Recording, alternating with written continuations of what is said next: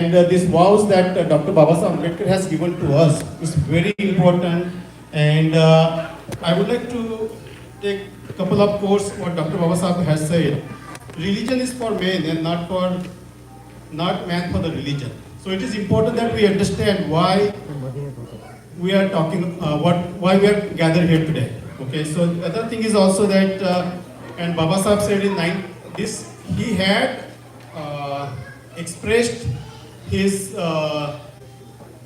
made the announcement in 1953, October 1935 at Ebola conference, which is comes in Nasik, that he said, though I was born a Hindu, I solemnly declare, I assure that I will not die as a Hindu. This is Dr. Babasaheb Ambedkar. So when this news spread in the media, and at that time, Gandhi had also questioned, and he said, Babasaheb should choose the religion, the ancestors' religion.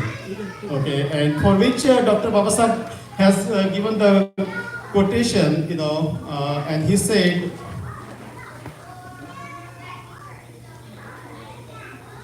what religion we shall belong to, I have not decided, right?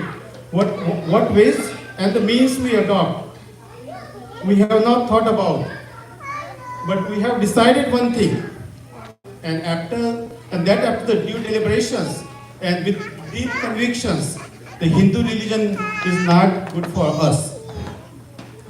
Dr. Ambedkar declared. Okay, so it's very important why he made those notions, And we see this even this contemporary time, like in today's time we are looking at, when we see India or when we are seeing the USA.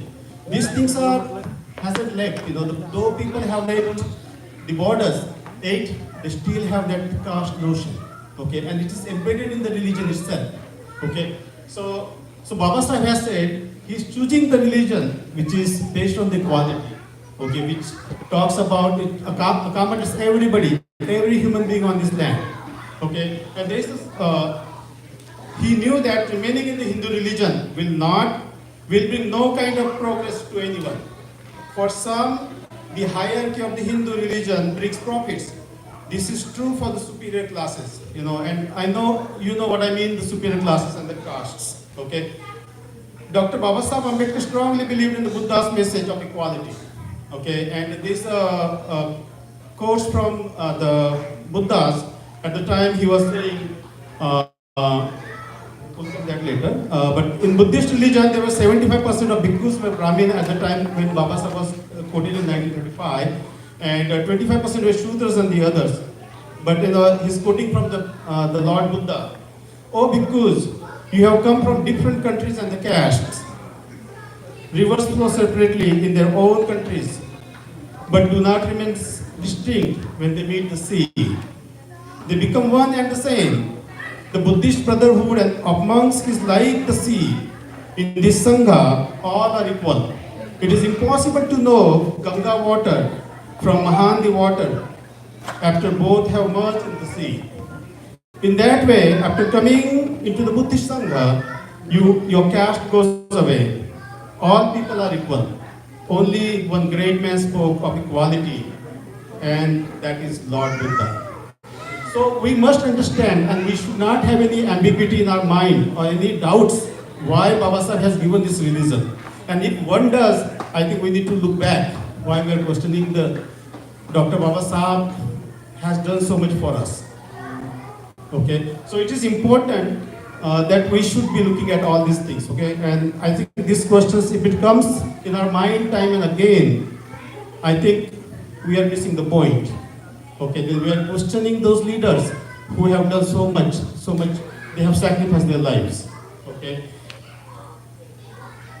And if you see that I was saying earlier that I believe my people will sacrifice everything to establish Buddhism in India. If these questions remains in our mind, I doubt that we will establish the equality factors in our country and even among ourselves. Okay. So I'm going to look at, read the vows, and here we talk about the quotes from Dr. Ambedkar. I like the religion that teaches liberty, equality, and the fraternity. I guess we are enjoying this liberty, equality, and fraternity. Let's pass this liberty, equality, fraternity to the brothers, other brothers who are still, fighting for it. There are many people in India, when you look back, that they're still fighting the same thing. There are many Babas who are talking and preaching all these religious things, something that doesn't bring any success to the life. I think it is our job, it is our responsibility as Ambedkarite, it is our responsibility as a Buddhist community to understand and give the importance to these principles, liberty, equality, and the fraternity. I think it is our responsibility to carry forward. If we are unable to do it, keep it where our leaders have kept it. Don't take it back. Okay? And if, again, I'm going to reiterate these things time and again and again and again, that if we have any ambiguity or questions or dual thoughts in our mind, let's take it out. Okay? I think we should not have any questions about it. If you are not able to carry forward the missions what Dr. Ambedkar has given to us, don't take it backward. Okay? So with that, I'm going to recite this 22 vows, and this has been given by Dr. Ambedkar. There are conflicting numbers.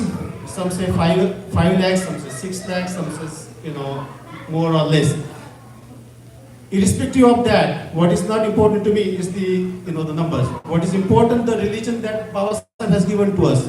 The time that our community was so uneducated, okay, and I still have that doubt that we are educated completely, because we are still questioning.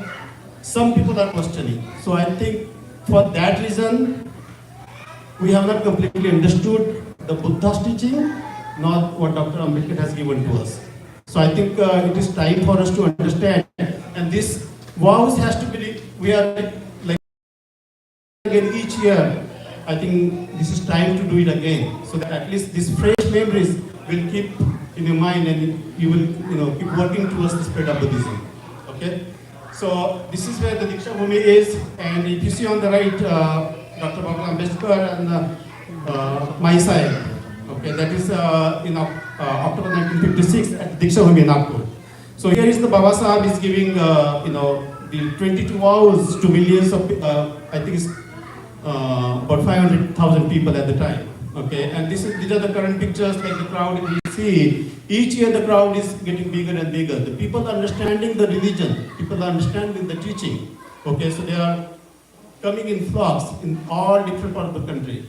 Okay, so it's very important. So if you see the crowd today, it's much different than what Dr. Baba Sahib Ambedkar had. Okay, I think it is a progress, and it is the teaching, it is the opportunity that has given by the Constitution, the entitlement to right to educate. I think that has really helped us. Okay, so I think I'm going back. I think let's go to the vows. So there are 22 vows. So I'm going to recite the first one. I shall have no faith, and I want you to also recite after I say. Okay, I shall have no faith in Brahma, Vishnu, Mahesh, nor shall I worship them.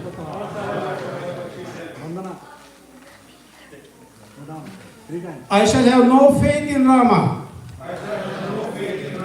and Krishna, who are believed to be incarnation of God, nor shall I worship them. I shall have no faith in Gauri, Ganpati and other gods and goddesses of Hindus, nor shall I worship them. I do not believe in the incarnation of God.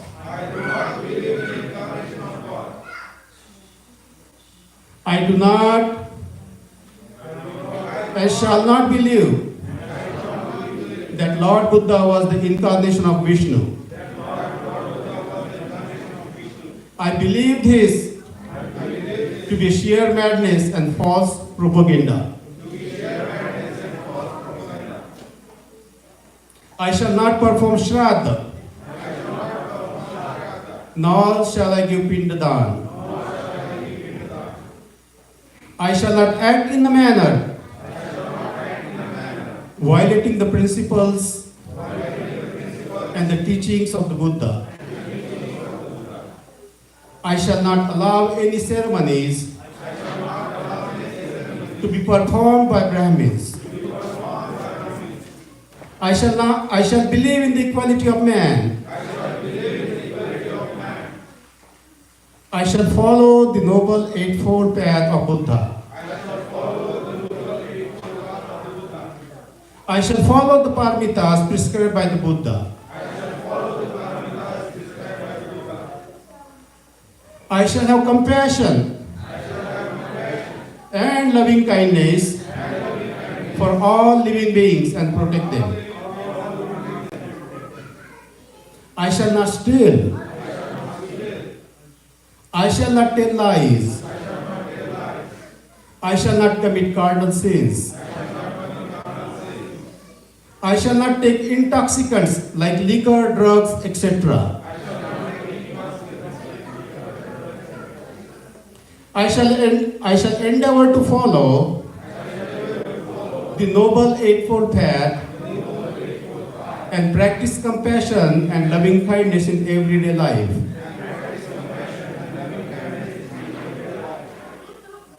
I renounce Hinduism, which is harmful for the humanity and impedes the advancement and development of humanity because it is based on inequality. And I adopt Buddhism as my religion. I firmly believe the Dhamma of Buddha is the only true religion. I firmly believe the Dhamma of the Buddha is the only true religion. I believe that I am having a rebirth. I solemnly declare and affirm that I shall hereafter lead my life according to the principles and the teachings of the Buddha and his Dhamma. Thank you. I hope these vows definitely makes clear and we should not have any doubts. If we do, it means we are doubting the leaders.